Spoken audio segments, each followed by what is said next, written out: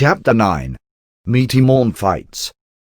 Back in the city of Metria, evil crept closer, surrounding the golden gates and the opalescent brick wall that encompassed God's divine city of purity and technology. There was a new 12 in charge, while the warriors were away fighting to eliminate Damascus albinus. There were 11 men and 1 woman. Mary was a reincarnate of the mother of all spirits that walk on the earth today. She stood at the head of the 11 men and was the mouthpiece of God. She directed them, from God, to hold arms against the evil that crept and crawled and lurked outside their gates. Those who were able to fight were called upon. She gathered all strong men with bows and arrows, with torches and spikes and clubs. They had fasted and prayed from morn till eve, offering their prayers to heaven, to ward off this evil that knocked at their gates. Mary and the 11 warriors had set up posts all around the city. Men, women, and teens were steady at the wall. Cochrean and evil entities were closer than they had ever been and crept forward. The fresh monsters with black eyes and bodies covered with long, matted, multicolored hair had the stench of rotting flesh. Lilith, now somewhat restored in appearance to the age of 40, found Menad's powers couldn't repair her body to its once beautiful state. Her supremacy returned, but her powers had dimmed. To take down Metria, she would rely on her dark creations to be her strength. The night set with an amber hue, a touch of crimson framing the mountains. The skies were clear. Darkness soon overshadowed the sunset. The vibrant stars brilliantly streamed across the night sky. Many pure spirits from a middle quadrant of heaven had been sent to the city, and fairies had travelled from Eden. The pure spirits had been sent outside the walls to fly over the perpetrators to view their stance. They telepathically reported all they saw to Mary and the 11 warriors. As the pure spirits flew over the forests of Lilith, they saw all sorts of evil entities walking around the perimeter of Metria. Evil gnomes were building a sling contraption to hurtle their small bodies over the wall and into the city. They then would break open and multiply into hundreds of gnomes in seconds, which would overwhelm the city. The Cochreans gathered and were encircling the city walls. The pure spirits could no longer take the negative energies outside the wall, and retreated to the sanctuary of Metria. Since the world was at war in the east, a threat to overtake the United States was at hand. If that were to happen, it would affect the boundaries of Metria. They would weaken. This would be a sure sign that seals were being broken and the war horses were riding in the skies. The unseen fight of good and evil was in play. Mary retreated to the temple alone. She sat in a room adorned in gold with white marble pillars and mirrors that escalated the view of eternity. She also asked for protection for the great city of God. She arose and knelt at the altar in the center of the room. A light shone next to her, and she felt warmth on her right shoulder and looked to see who touched her. It was Azalea, the mother of all good and the prophetess to the universes. Her pixie hair was black as coal with one white streak in the front left side, and her gleaming white dress flowed like liquid. She came to converse with Mary. Azalea, adorned in her spiritual glow, said, "Mary, the protection prayer will be granted." Mary looked up and consorted with Azalea. "Tell me the fate of Metria. Reveal to me the fate of man on earth." Azalea smiled. She turned and knelt across the altar from Mary. She laid her hands on the altar's velvet top. She drew a silent cross on the material. This earth was developed for one purpose and one purpose only. Every man who has ever walked upon this world could attain eternal glory in the hereafter. This is man's last planet of learning and evolution. He or she will complete their own set of life and challenges. Their minds have been numbed with tremendous absorbent energies. Humans are only able to attain a certain degree of knowledge on Earth, which is not so on other planets. Intellect is superior on other planets. This one is the hardest, without that celestial knowledge and intellect. Man is living in raw form, and the evilness that swarms this planet is like no other. Men flounder, constantly battling for their souls. They are ill-equipped to achieve what they signed up for in the pre-existence. They have a promise that is binding to God, who has mapped out every step they take in this life. This is why we cannot interfere with their progression, for every mortal made a choice to go through many experiences, fully knowing that they might reap eternal heights of glory for the hardest life. This testament cannot be interrupted. The last spirits have been born. There are no others in the pre-existence. They have been given all the keys of God and are traveling under a cloak of white energy. Some who have fallen to the folly of those of dark energy and their earthly bodies have been destroyed. But through the grace of God, He has let their spirits continue to travel with their group, for they still hold their keys and life forces. The warriors are prepared and trained to fight evil that has been unleashed on earth for centuries. They are trying to save salvation and the pure in heart. This planet is a cesspool of dark and negative energy. Those who have chosen to be born on this world have come with a white light encompassing them. Many are tiring. We have only a small percentage of the white lights remaining on the earth. Even the strongest souls have dimmed. This was more intelligence than she was prepared for. She understood, but fell short on what the warriors were to expect outside the walls of Metria. Azalea continued, "There's an ancient prophet sent from the third realm of the celestial kingdom, who is directed by God to protect his people who are of the darkest skins in the African lands. This prophet is the prophet of desolation. He is jailed now and tortured until the chosen time.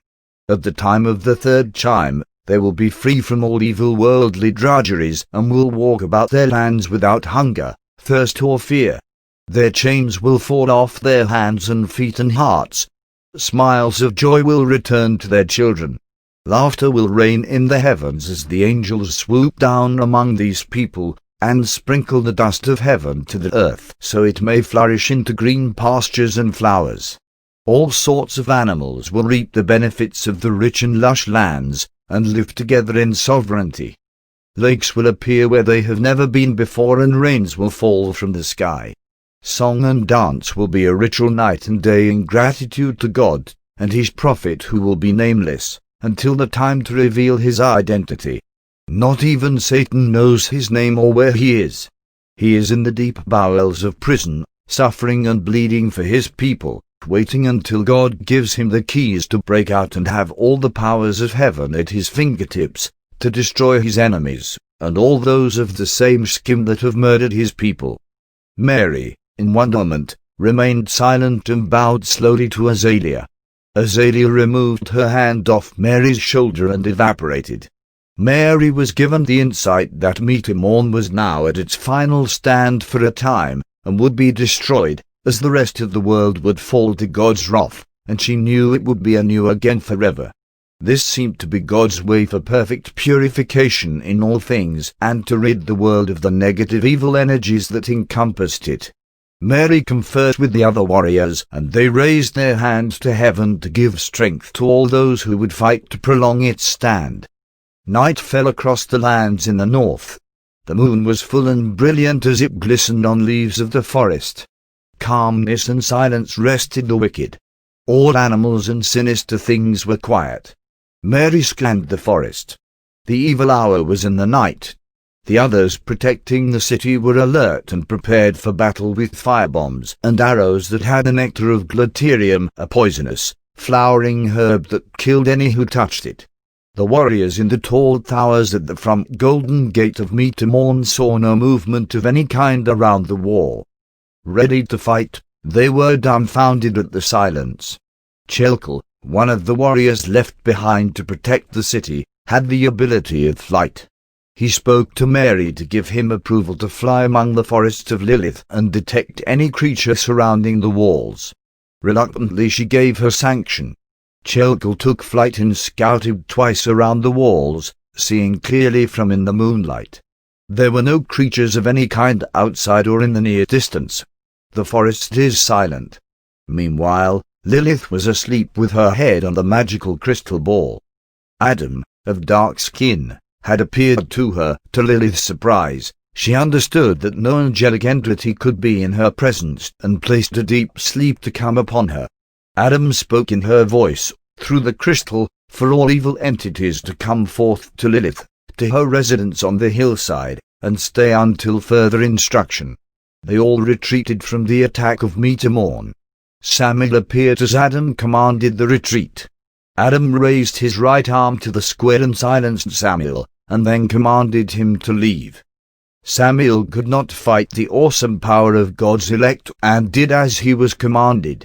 Adam then bent over the sleeping Lilith and whispered in Adamonic language that is pure to God, that she was to leave Metria in peace until a time directed by God, knowing she would surely die and all she had created would perish. Her death would be solitude in darkness for all her days. She would be hungry but unable to eat, she would be lonely but no one would comfort her, she would be left to her own emptiness without love and companionship. She had prepared her own hell and would live all her days for eternity in this abyss. Metria's rest lasted until dawn. Awakened by the cock's crow, all eyes lay upon the forest. Mary was astonished. She took a few of the warriors and retreated to the temple for further instruction from God's sources. Mary knelt at the marble altar in the center of the room of mirrors. She asked for knowledge and protection for the city. A strange silence eluded her as no sound from the heavens came. What is this? Have you abandoned us?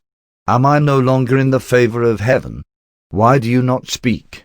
Mary cried to the Lord. He did not show himself to her, but out of the eternity of mirrors a white bird flew in front of the altar and fluttered about the room. A dove, Mary said. It meant peace. Mary bowed her head and honored the white creature perched on the altar of God. She now knew a turn of events had taken place. The time was not yet for Metria to fall. Pink and cold a bright moon lit the night.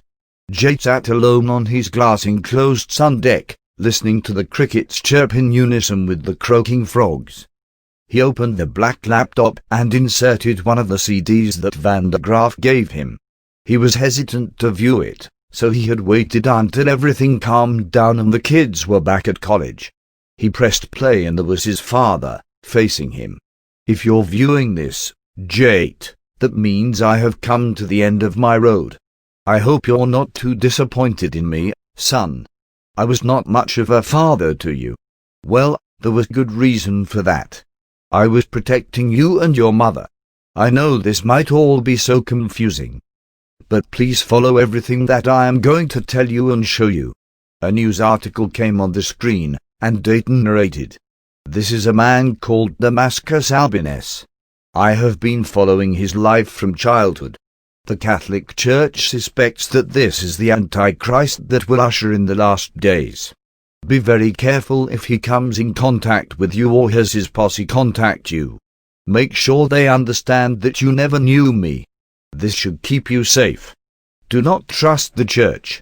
They will cozy up to you to get any information that you have obtained in my death. They want the contents of the metal box. Keep it safe.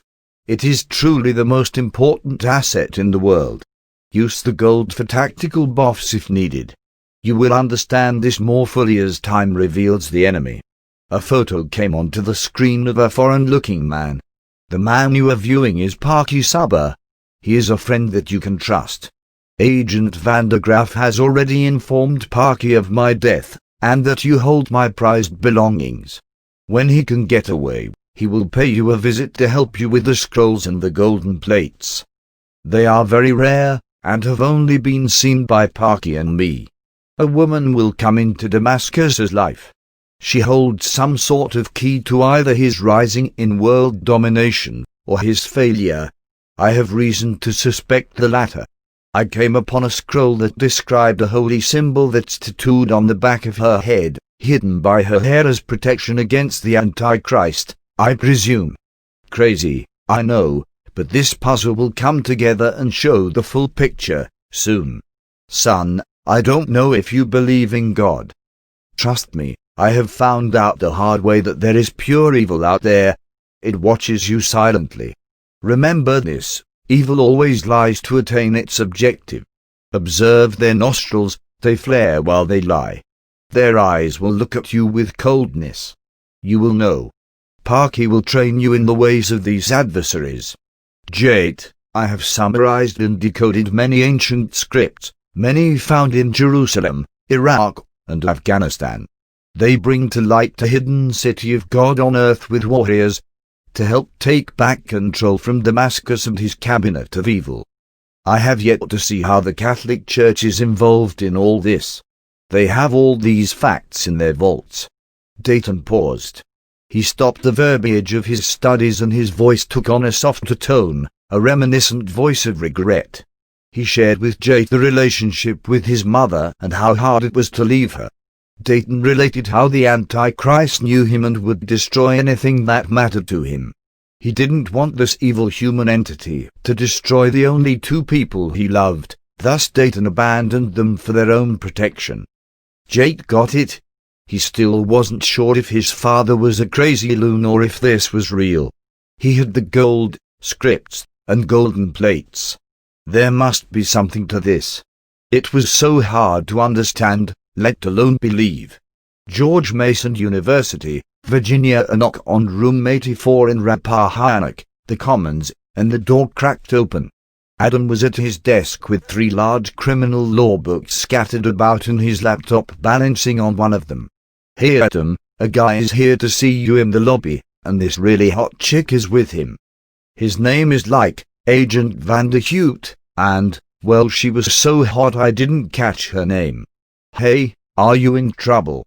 Adam rose from his tedious studies. That's Vandergraff, you idiot, Adam said with a smirk as he passed the freshman. Hey, who has a name like that, anyway? The hot chick distracted me. The freshman said as Adam jogged down the hallway to the lobby. Agent Vandergraff, what brings you here? Everything okay at the home in New York?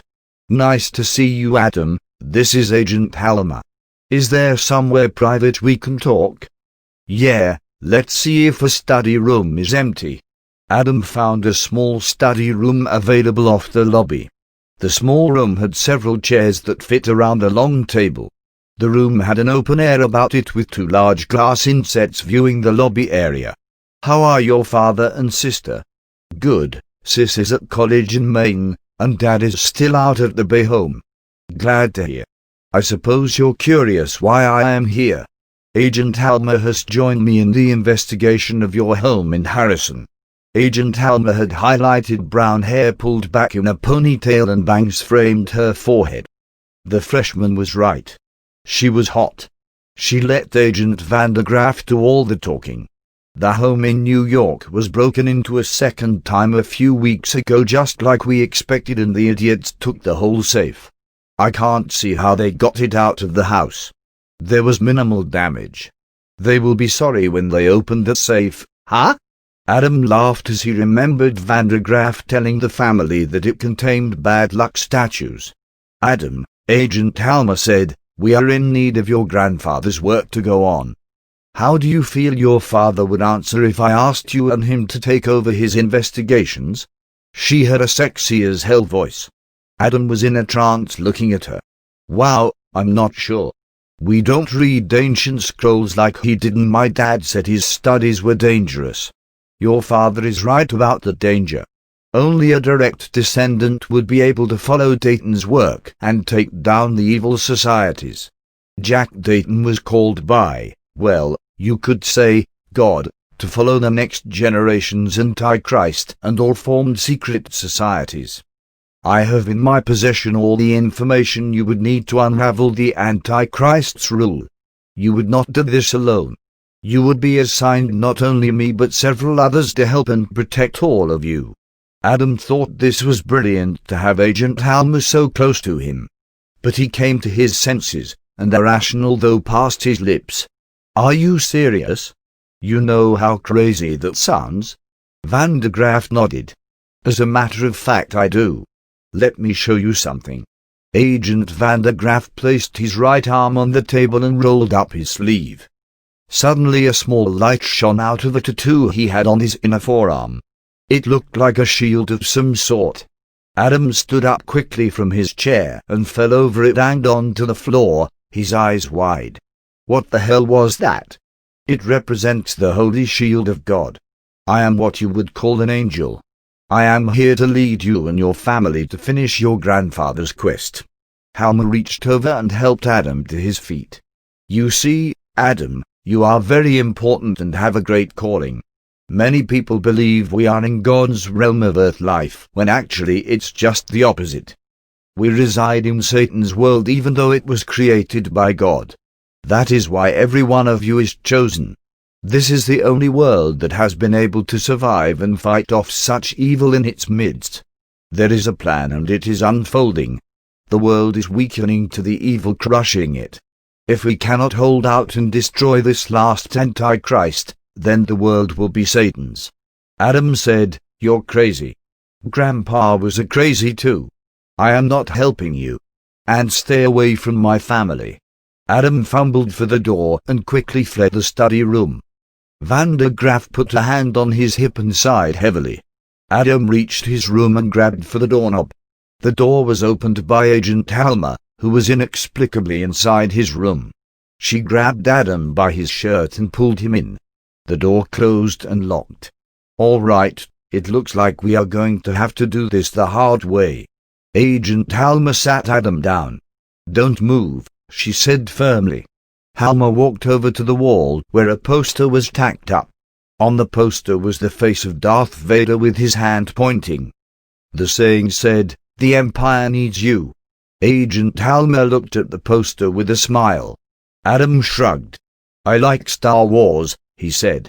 "Good, we can use that." Halma tore the poster off the wall. Adam cringed. "Look at the wall." Adam followed the command. The room fell dark. A light came from the wall and grew in length. It seemed to form a liquid television screen. An image of Dayton, in the Catholic Church's underground archival room the day Mean had appeared, floated onto the screen. Adam watched the full events of that day. He witnessed Dayton's research and uncovering the golden plates by Lake Balaton, Hungary, in an old church or palace. He was with a shorter man that looked foreign, and they unearthed the plates from under the church and travelled with them in secret to Paris. There, Dayton welcomed 3 large men and Van der Graaf as the plates were examined in his flat. One of the tall muscular men took some of the golden plates with him. Dayton shook all of the men's hands in the patriarchal grip and they each blessed him. Damascus came onto the screen at his Black Mass Sabbath. Adam's heart pounded as he witnessed this young man about his age attaining his priesthood and calling to usher in his father, Samuel. Adam looked away. The fear was too great. The screen dimmed and evaporated into the white wall. The lights resumed to full brilliance in the room. "Why me? Why not you? Tomorrow, you'll be visited by one of those men you saw with your grandfather. His name is Jasper. He will anoint you and bless you for protection. The veil will then be lifted from your eyes and you will see miraculous things. Find joy in this, Adam." Adam was then cast into a deep sleep. Agent Halma lifted him from the chair and placed him onto his bed. She returned the poster back on the wall. Chapter 10 Military Scramble and the new president. Since the majority of America's military was in Afghanistan and Syria to control those lands from an uprising, the United States was left vulnerable to attack from the north and south. Many sects had implanted their forces in readiness to cross over to the land of the eagle and snip its wings. Several Winnebagos full of poisonous gas and trucks prepped to carry a small atomic bomb rested silently in storage facilities owned by Al-Qaeda. These forces were closing in and getting ready to shut down the United States and begin a war on its soil. Many influential churches were buying vast areas of land and building large sanctuaries in remote areas. A glimpse of knowledge had been given to spiritual men and women to protect themselves and their followers in case of persecution in America. These churches were squeezing their followers for every last dime to prepare and make ready their fortresses. The Church of Saints had been buying select lands for years in Missouri and was storing artifacts and money in the mountains of Utah. Their leaders would retreat to these mountain homes made ready for them and live quite well for years and years. Their prophet and apostles would lead from the comforts of this mountain palace, which was full of any luxury needed for their undetermined stay.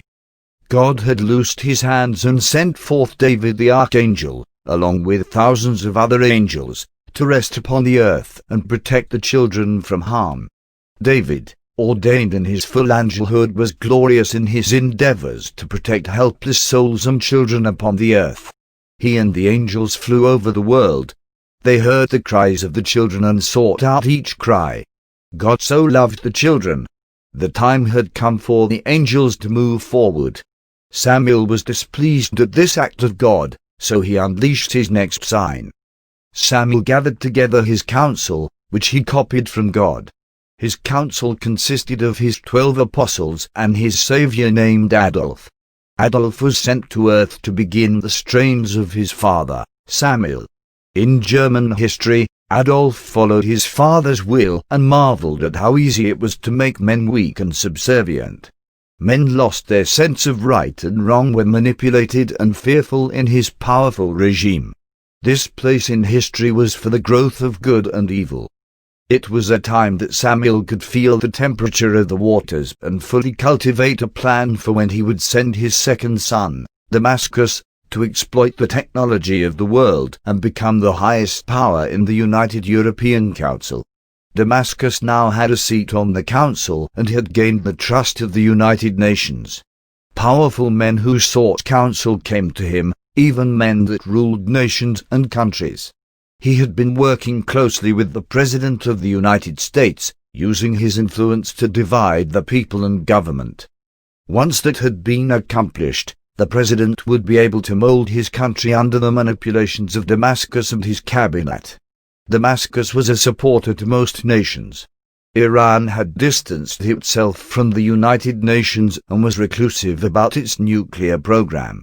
China was a friend to the United Nations, but had its own reservations about cooperation, and was sparing with information.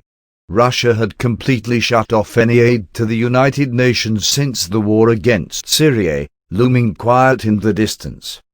Damascus was in Rome. His mansion rested on a corner lot and was surrounded by a black iron gate that had beehives placed every few feet. The rods were electrically charged to violently shock any intruder. It stood 4 stories high with a large grand entryway that indicated to visitors they were small in comparison to his wealth. He enjoyed people to feel inferior to him. The mansion had several secret rooms that contained computer tracking systems, which gathered information and spied on his allies. He worked closely with Al-Qaeda operations. He was leaking U.S. and Soviet information to Libya and Saudi Arabia. Damascus also had a dungeon sanctuary where he conducted rituals to his father, Samuel.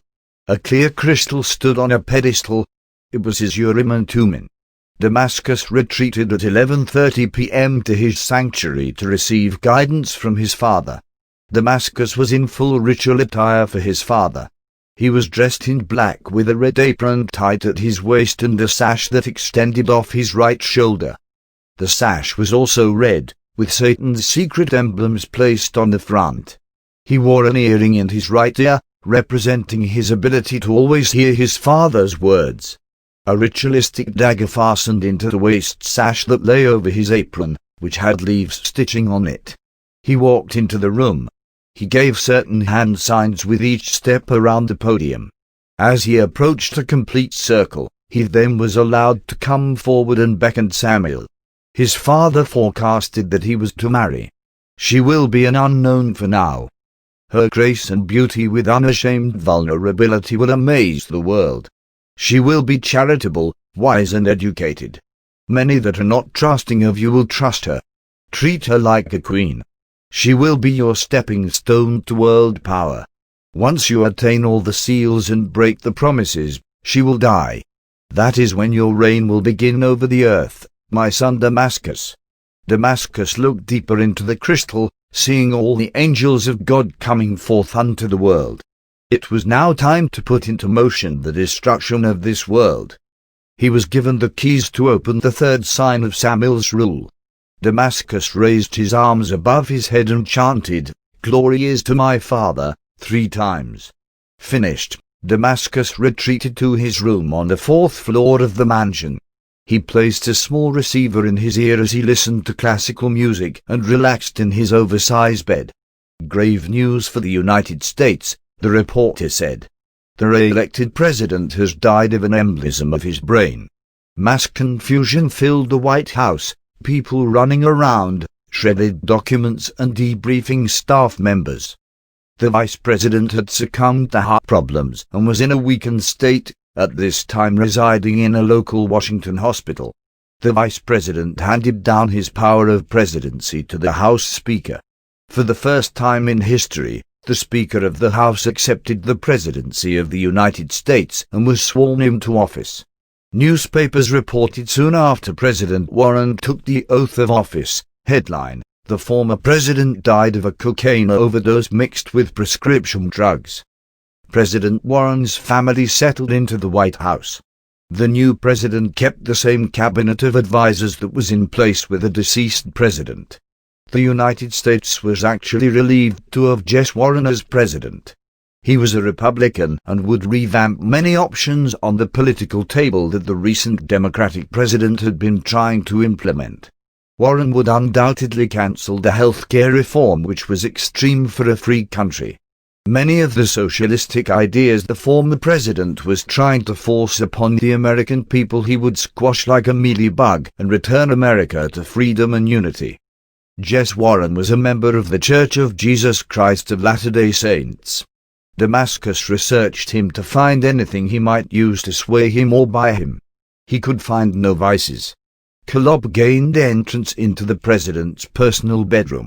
The president was remodeling it to his wife's exquisite taste. Kolob placed a note on his pillow under the cream paisley bedspread. "Meet me at the temple, Friday, noon. I will find you inside." The president found the note and put heightened security amongst temple workers on his weekly Friday visit to the Washington, D.C. temple at 10 a.m. sharp for a session. The Secret Service patted down all the men that entered. The president finished his religious session at noon and rested in a private locker room that was installed just for him and his family. It was a very small room with half lockers, restroom and mirrored dressing area.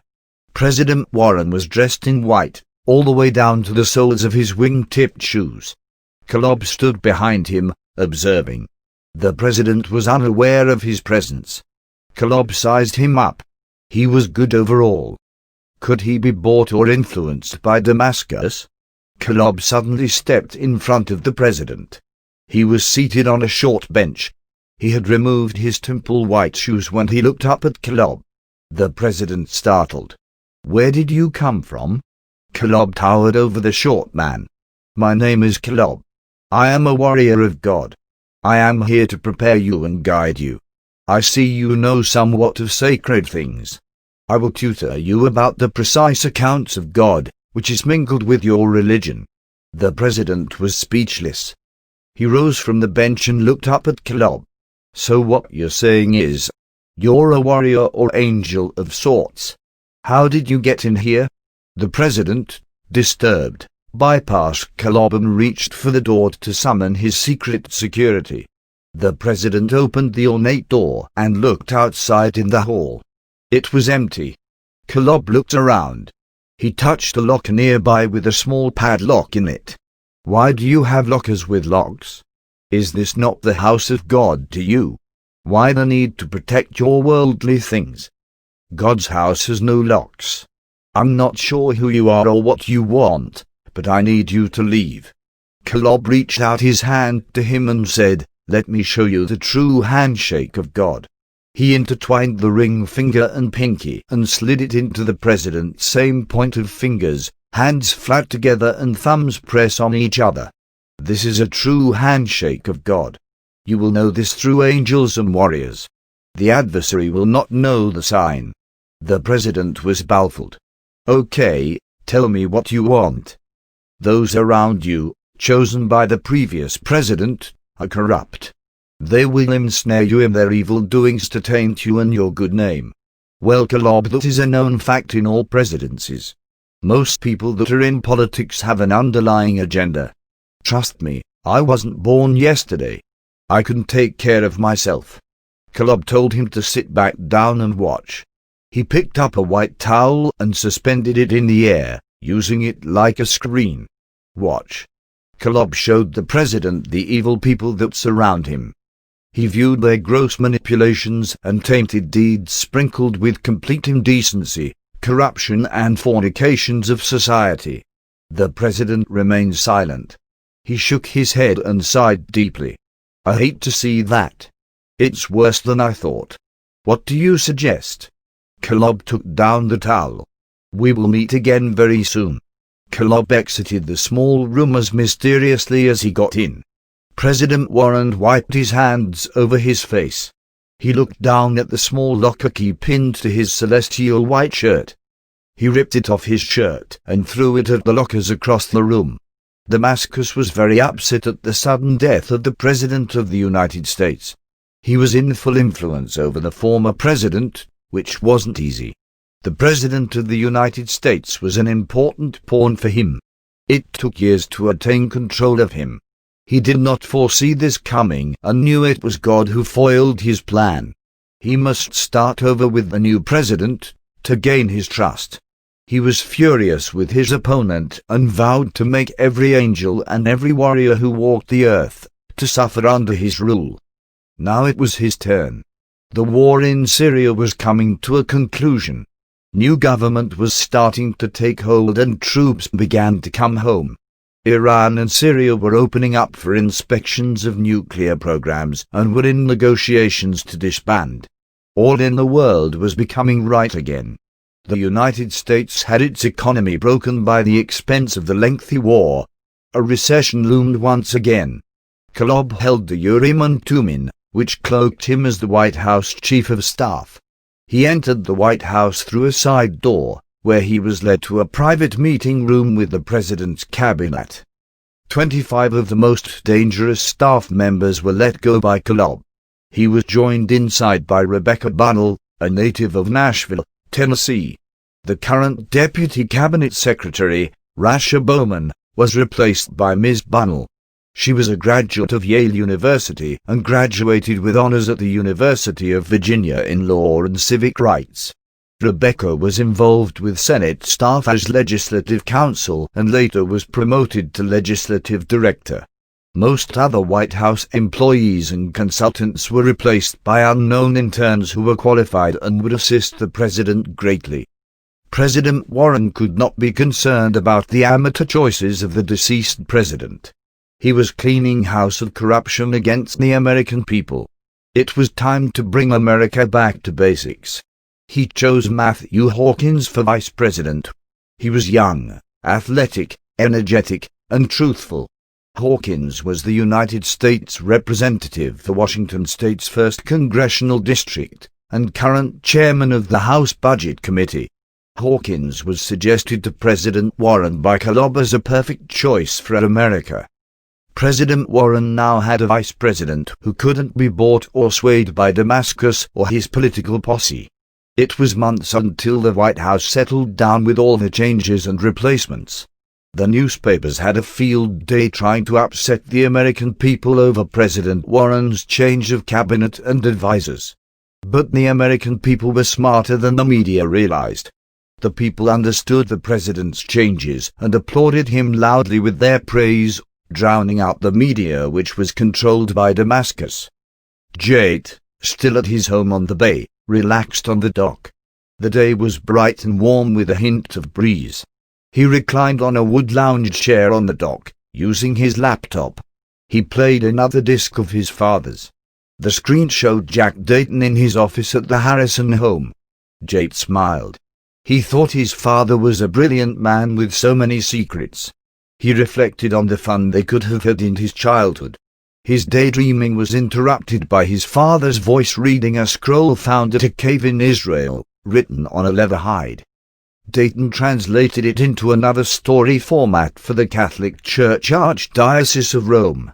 In the pre-existence we all dwelled in the loving energy of God. We were organized and orderly. We spent time designing our individual earth lives and what we needed to learn and accomplish. Individuals made their own roadmaps of destiny. We are invited in the pre-existence to ponder our weaknesses. Selfishness has no place amongst God. Selfish wants, desires, and corruption are man's greatest downfalls. Those that believe that the world owes them follow falsehoods and will never learn their meaning in life. How can selfishness relate to a man who strives for perfection, time and time again, and loves God as he fails or has setbacks? Money and worldly possessions do not define you. This is your only chance to understand who you are and your shortcomings in your life.